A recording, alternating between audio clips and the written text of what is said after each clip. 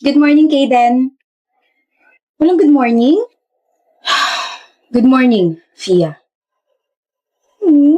Anong ginagawa mo? Kinikilig. Sabi ko na, crush mo na naman ako eh. Diyos ko. 7 mistakes? Irita. 7 mistakes? Kaden, it's okay. Whenever you feel down, remember to go up.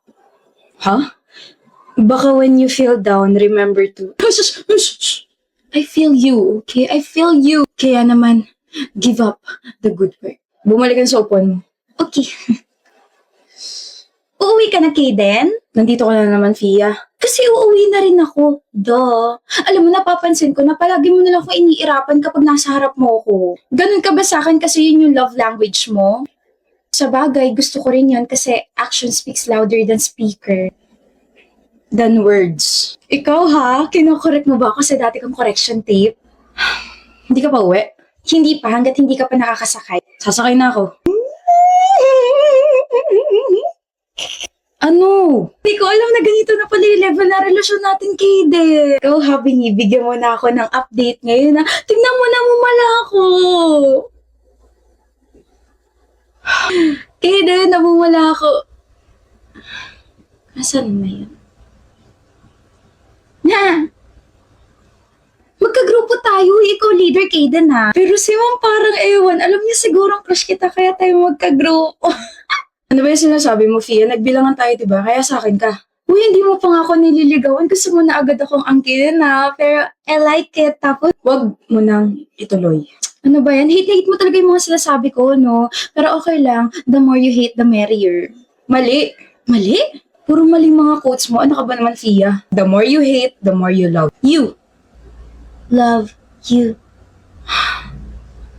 Alam mo, Kaden, first time kita makita walang ginagawa. Ikaw naman, hindi ito yung first time na kinukulit mo ko. Crush kasi kita. Alam ko, hindi mo naman sinasekreto yun eh. Buti aware ka. Hindi ka ba napapagod? Concern ka ba? Hindi sa concern, Fia. Ayoko lang bigyan ng impression yung ibang mga tao na pinapaasa kita. Huy, aware naman ako na hindi mutual yung feelings natin, Kaden. Tsaka alam din naman nila yun kasi sinasabi ko na kahit masungit ka sa akin, kahit palagi mong dinidismiss yung pagiging cute ko, no hard feelings. Like at the end of the day, it's still Monday. Tsaka hindi naman ako napapagod, no? Naniniwala kasi ako sa kasabihan na life is not a race, but I need a race. Race sa grade ko sa cost accounting. Oh my gosh, ang baba. You and your weird quotes. Alam mo, maglaro na lang tayo. Pagtitripan mo na naman ako eh. Hindi, gagawin ko to para hindi ka makaramdam ng boarding school. Anong laro? Bato, pick. Isa lang ah. Bato, pick. Bato,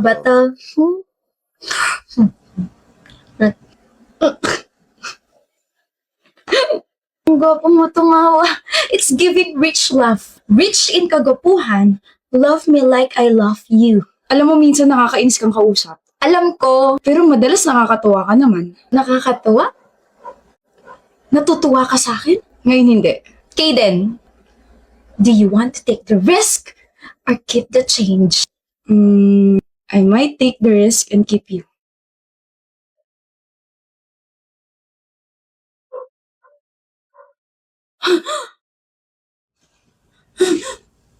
Okay, pero, oh my gosh!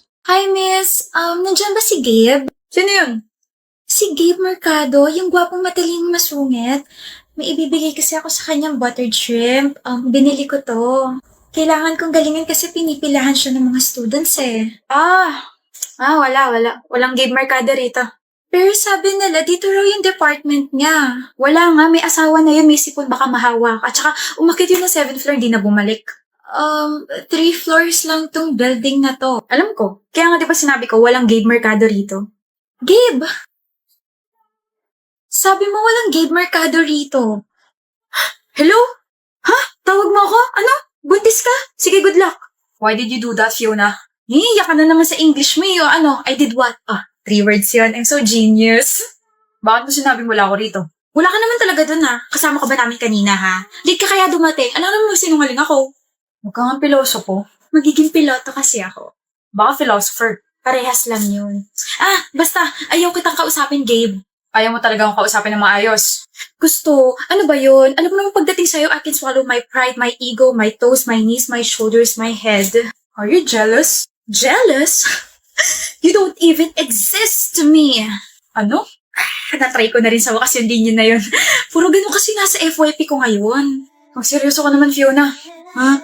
Seryoso naman ako Seryoso sa'yo. Oh, ba't di mo dala yung buttered shrimp ni ate girl? Mukhang masarap pa naman yun. I hate that girl. Sabi niya wala ka raw dito. Ha, she's so papansin and so sinungaling. Anyway, hi Gabe. It's so nice to see you in person. I know maraming nagkakagusto sa'yo pero I wanna take the risk. I like you and itong buttered shrimp is for you. Hindi ako kumakain yan. But they said favorite mo to. Yes, that's my favorite. Then, Miss, I have a girlfriend. sandali. May girlfriend ka? Yes. And her name's Fiona. I know, right? What? Who's your girlfriend? Yung babae makulit kanina? Yeah, she's my girlfriend. She's Fiona. Nauna na siya sa pila? She's fast. Paano siya mauuna kung never naman siya pumila? Sa kanya na ako simula pa nung una. But this buttered shrimp. Hindi ako kumakain ng buttered shrimp kapag hindi luto ni Fiona. Sige, miss. Mag-go ahead. Epal mo naman. At paano ako naging epal? Epalo ko kaya sa itong kamay ko. Kakilig ka naman eh. Grabe, huwag mo na akong papakawalan, Gabe. Kawalan mo yun. I'm like a crate that can color your life. Whatever, Fiona. Whatever, current Shrek. Alam mo, kaya kita ginawang boyfriend kasi para maging times 3 yung English skills ko. Like, I'm so genius, right? Left, up, and down. Uy, huwag ka ma-offend I'm just adulting. Baka kidding. Hello, hindi na tayo mga bata. Where's your common sense? Nabawasan na ba kaya naging common senseless? I don't even know kung bakit ganyan yung takbo ng utak. Because you're running inside my head like a runner. Grabe, gusto talaga ka nakausap. Feeling ko tumatalino. Feeling ko naman nagiging bobo ako kapag kausap kita. Ibig sabihin kinakalawang ka na. Hindi mo kinakayang humorful ni Fiona. That's why I love you. You're too unique. You're making me... I'm making you what? You're making me feel like I have a washing machine spinning inside my stomach. Baka bigla akong bumula rito sa sobrang mabulaklak mo. Walkoutan ba naman ako? He's like the lowest pagdating sa sense of humor. He's humorless. Thank you kasi sinagot mo na ako. You deserve it, Fred. Pinakita mo sa akin na you're worth it and besides, gusto talaga kita. I'll be good to you, Dea. I'll be your best boyfriend ever. Mamahalin kita, iingatan kita, and I'll keep my promises. Remind ko lang na alis tayo bukas ha. Sasama tayo sa outing nila mama. Okay, B. Huwag kang mag-short day ah. Ha? Pero mainit, tsaka sa resort tayo pupunta. Hindi ka rin pwede mag-bikini. Wear something that can cover your whole body. Ito na naman ba tayo, Fred? Magsiswimming tayo, hindi tayo pupunta sa malamig na lugar. Hindi ka nga pwede mag-short. Gawin mo na lang yung sinabi ko. Okay? E di magsisleeveless na blouse na lang ako. Eh di huwag ka na lang sumama. Buisit. Obi, anong ginagawa mo rito sa bahay? Ano sabi mo? Gagala ka? Oo, di ba tinext ko na sa'yo? Gagala kami ng friends ko kasi friendsary namin ngayon, which we've been doing every year. I also sent you the other details like manonood kami ng sine, kakain, maglalaro. O anong ginagawa mo rito? Pumayag na ba ako? What? Pasok. Hindi ka gagala kasama ng mga friends mo. Bakit? Eh, pumayag naman na yung parents ko. Eh ako? Pumayag na ba ako? Di ba hindi pa? Pasok. My friends are waiting for me, Fred. Wawala ako rito. Fred! Gusto mo bang magbasag ako ng gamit? Ha? B, tayo na lang yung magbanding. Di mo lang ako boyfriend. Best friend mo rin ako. Kaya pumasok ka na bago pa mag-init tong ulo ko. Good girl. Sino ka chat mo? Groupmates, wait lang, Bea. Nag-uusap kasi kami tungkol sa thesis. Lalaki? Anong lalaki? May lalaki ba sa mga groupmates mo? Meron, 2. Block mo. Ano? I-block mo. Sabi ko sa'yo, di ba? Huwag kang makikipag-usap sa ibang lalaki. Ayaw ko rin na lumalapit ka sa kanila. Pero Fred, groupmates ko to. Ako yung leader. Iba-block ko sila. How can I even talk to my members about sa thesis? Excuse mo ba yan? Parang mang lalaki ka? Ikaw pumili ng mga members mo, no? Malandi ka talaga. Yung prof namin yung pumili ng members. Ano ba? Ako o yung mga groupmates mo mga lalaki? Ano? Mamili ka! Pati to big issue sa'yo? Fred, nag-aaral lang naman ako. Deya! Ako o yung mga groupmates mo? Yung thesis ko, sabi yung pumili ka eh. Yung groupmates ko, you're choosing them over your boyfriend for 2 years? Kailan mo lang naman nakilala yan ah? Kailan mo lang naman mga nakasama yan ah? Pinapapili mo ako, di ba? O yan, nakapili na ako. Ano? Mabibigyan mo ba ako ng grade kapag ikaw yung pinili ko? Gagraduate ba ako kapag ikaw yung pinili ko? Ikaw ba yung madidisappoint kapag hindi ko na itawid to? At higit sa lahat, ikaw ba yung nagpapaaral sa akin, ha? My gosh, Fred! Hindi pa ba sapat yung assurance na binibigay ko sa'yo simula nung maging tayo? Araw-araw, gabi-gabi, sinasabi ko sa'yo lahat. Hinibigyan din naman kita ng access sa phone ko. Wala akong tinatago sa'yo, pero bakit ganyan ka sa akin? Kulang na lang pagbawalan mo na rin akong kitain yung mga magulang ko tsaka yung mga relatives ko eh. Okay.